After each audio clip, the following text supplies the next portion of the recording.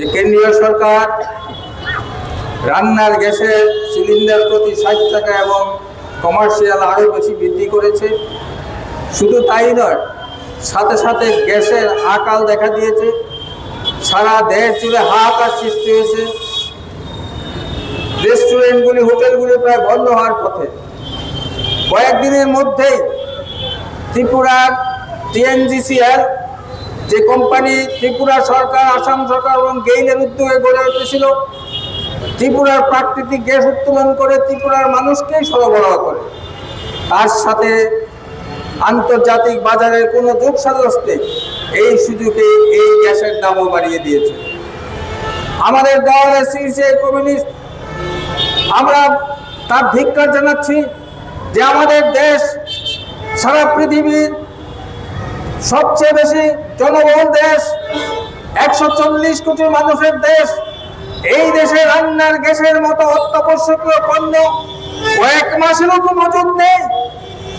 Gulf war শুরু হওয়ার সাথে সাথে কয়েকদিনের মধ্যেই এই আতঙ্ক সৃষ্টি হলো এবং সেই ক্রাইসিস দেখা দিল। সরকার তার মোকাবেলা করতে পারছে না। বন্ধুগণ, সরকার কিসের জন্য? মানুষের যে অতি আবশ্যক প্রয়োজন, রান্নার গ্যাস, ইলেকট্রিসিটি এবং পেট্রোল, ডিজেল, এইগুলি যদি সরকার জনগণকে সরবরাহ করতে না পারে, তাহলে কি প্রয়োজন একটা গণতান্ত্রিক দেশের সরকার? বন্ধুগণ, আপনারা জানেন এই যে মিডল ইস্টের ক্রাইসিসকে কেন্দ্র করে ভারতবর্ষের সরকার সে রাশিয়া থেকে হাজার হাজার কোটি টাকার তেল আমদানি করেছে অতি অল্প দামে, যার সুযোগ নিয়েছে আমাদের দেশের একচেটিয়া পুঁজির মালিক তেল কোম্পানিগুলি।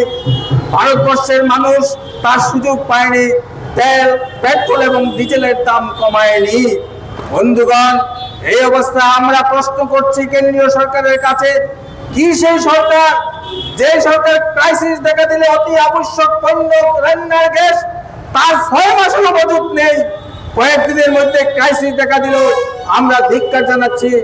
আমরা দাবি করছি এই যে দর কর মূল্য বৃদ্ধিতে জর্জরিত দেশের 140 কোটি মানুষ, এই মানুষকে রক্ষা করার পরিবর্তে একটার পর একটা বোঝা সাধারণ মানুষের উপরে চাপিয়ে দিচ্ছে।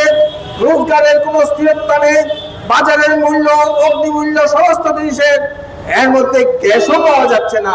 কি রকম দেশে আমরা বসবাস করছি? আমরা মনে করি সমস্ত গরিব সাধারণ মানুষ, মধ্যবিত্ত মানুষ সরকারের এই জনবিরোধী নীতিগুলির বিরুদ্ধে ঐক্যবদ্ধ আন্দোলন গড়ে তোলা অতি আবশ্যক। আমাদের দল একটা সাম্যবাদী দল, আমরা সারা দেশে তার বিরুদ্ধে আন্দোলন গড়ে তুলছি।